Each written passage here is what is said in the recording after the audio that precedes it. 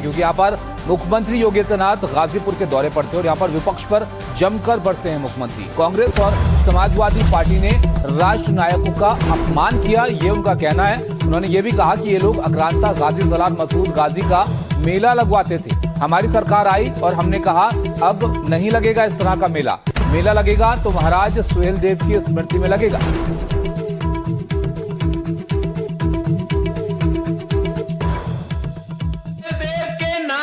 Samajwadi party और कांग्रेस ने कोई आयोजन नहीं होने दिया, कभी कोई आयोजन नहीं होने दिया।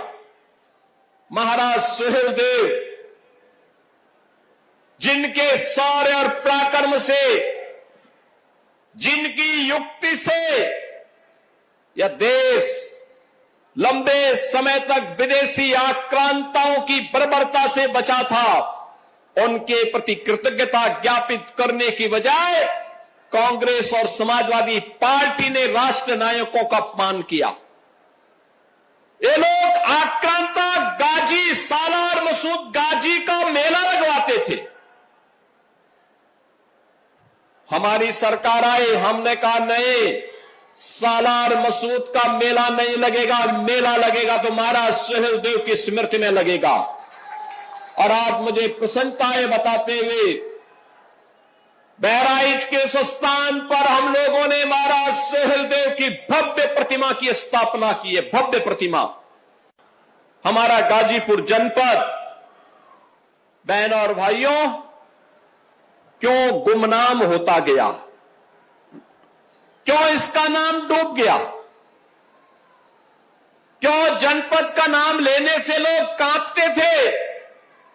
ये पहचान का संकट खड़ा करने वाले वही लोग हैं जिन्होंने राष्ट्र रक्षा के लिए अपने आप को समर्पित होने वाले भारत के राष्ट्र नायकों को सम्मान देने की बजाय, राष्ट्र नायकों को सम्मान देने की बजाय जिन्होंने विदेशी आक्रांताओं को महिमामंडित किया था, जिन्होंने विदेशी आक्रांताओं को महिमामंडित किया था।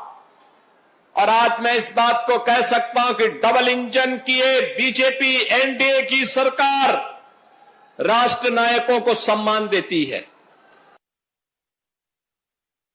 जिन्होंने पहचान का संकट खड़ा किया था, जिन्होंने युवाओं के रोजगार पर डकैती डाली थी, जिन्होंने अन्नदाता किसानों की खुशहाली को छीनने का कार्य किया था, जिन्होंने बेटी और व्यापारी के सामने सुरक्षा का संकट खड़ा किया था, जिन्होंने विकास के कार्यों को अपने कार्यकर्ताओं के हवाले लूट खसोट करने की पूरी खुली छूट दे रखी थी, आज वे लोग हमें आईना दिखाने का काम कर रहे हैं। आज वे हमें बोलते हैं, आज वे तमाम प्रकार के उपदेश देते हुए उपदेशक बने हुए हैं। बहनों और भाइयों, अगर समाजवादी पार्टी के पाप का पर्दा उठाना शुरू कर देंगे तो ये कहीं मुंह दिखाने लायक नहीं बचेंगे। देश के भविष्य को डुबोने के लिए कांग्रेस और समाजवादी पार्टी के द्वारा किया गया पाप, ये पहचान के संकट के रूप में हमारे सामने था। कैसे नाम बदलते थे। बाबा साहब भीमराव अंबेडकर के नाम पर बने हुए मेडिकल कॉलेज का नामकरण समाजवादी पार्टी ने बदल दिया। कन्नौज के मेडिकल कॉलेज का नाम बदल दिया। लोकमाता अहिल्याबाई होलकर, जिन्होंने देश के अंदर सुशासन का और भारत के मानबिंदों की पुनर्प्रतिष्ठा का एक अभिनंदनीय कार्य किया था। याद करिए, संत शिरोमणि सदगुरु रविदास जी महाराज, रविदास जी के नाम पर बना हुआ भदोही जनपद का नामकरण इन्होंने बदलने का पाप किया।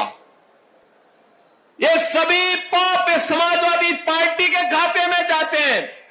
इन्होंने लूटा ही नहीं, इन्होंने पहचान का संकट ही खड़ा नहीं किया, इन्होंने महापुरुषों को अपमानित भी किया।